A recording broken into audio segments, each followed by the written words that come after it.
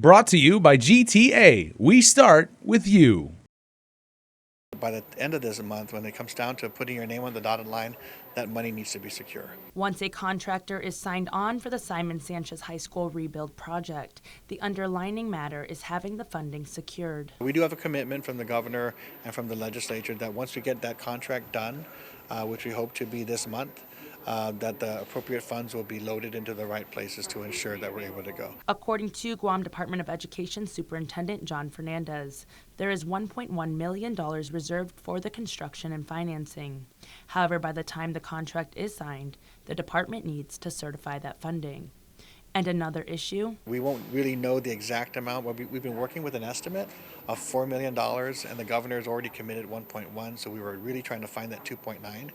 And we have a set of options that we're looking at, but we really won't know the final cost until we're done with negotiations. Despite long-standing problems with funding, the project is still moving forward into Phase 2. This is the procurement process that begins the design work of the school. GDOE issued a solicitation for proposals back in December 2019, and by the January 23rd deadline, they received between 5 to 10 proposals that are now being evaluated. What we do is rank the proposals, and then with the highest qualified offerer, begin negotiations. Fernandez says they anticipate having the evaluations completed by the end of this week, in order for negotiations to begin and officially enter into a contract with the winning bidder by the end of February.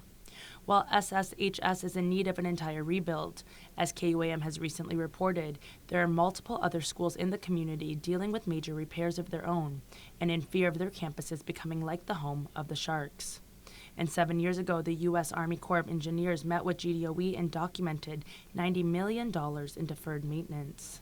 $90 million in deferred maintenance, although we've done our best to try to catch up with some of those projects, including money from U.S. Department of Interior, about $5 million to try to address things like awnings and electrical and fire alarms and so forth. That still leaves a big chunk left to fund.